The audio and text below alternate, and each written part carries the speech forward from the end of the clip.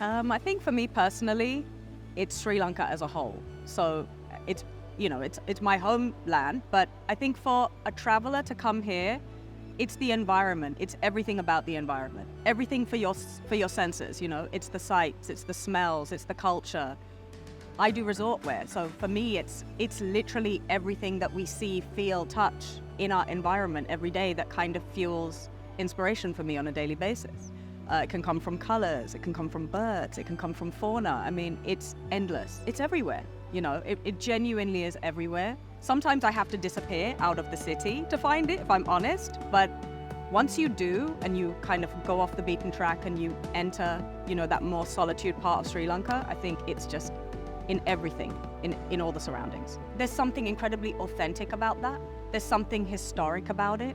It comes from textures and fabrics that we do here, colors, natural dyes. There's so much artisanal focus that comes from developing clothing here in Sri Lanka that you can't find in a big factory in, for example, China, or in a bustling city like London. I mean, you'll find lots of other things in parts of that world, but in our world, it's more organic, it's more natural, and it's a slower process that I think no matter if it's fashion or film or music or anything, there's just something slower and more organic that unfolds here.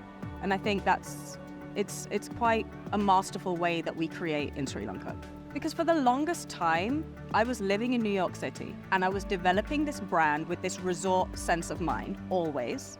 And I was producing in Sri Lanka. So I was doing it piecemeal. The factory would send me things, I would fit them, I would develop them, I would send them back. And it was such a fragmented process that obviously my family and my identity to Sri Lanka is the main thing that pulled me back. But as a creator, as somebody who is a designer, my draw was to be able to do this from the ground, and develop it exactly how it should be developed. So it's instant in that sense. I feel it, I touch it, I create it, I change it. I have sewers now who, fix them for me and mock up my ideas right there in front of me. And there's nothing better than that. It's so much, for me anyway, it just feels like a much truer process now. And it's something that I'm really proud to say that I developed here in Sri Lanka.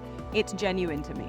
Truthfully, it is something that means a lot to me, to be able to give back to the manufacturing industry in Sri Lanka. All my staff are women. I'm so proud to say that. There might be some men coming on, but for now anyway, they're all women. And I like, feeding the economy in that sense. I like giving back to people who are from that workforce. So yeah, it's all of that. It feels like my destiny has somewhat been fulfilled because it's something I talked about from a very young adult life, from my early 20s, I would say. Since I started to kind of develop my own identity, I knew I would finally end up here. And so many people say, but why? Why did you leave New York? Why did you leave London? Why did you come to Sri Lanka? Why? I can't put my finger on it. For me, it just feels right. It feels like I'm ready.